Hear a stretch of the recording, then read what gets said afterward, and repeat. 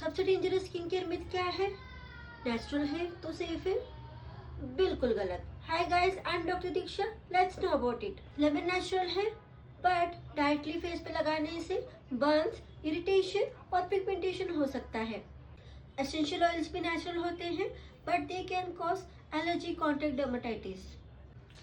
Baking soda भी natural होता है, लेकिन इसका पीएच 9 होता है और स्किन का pH 5.5, but it can lead to dryness, barrier damage और ब्रेकआउट्स।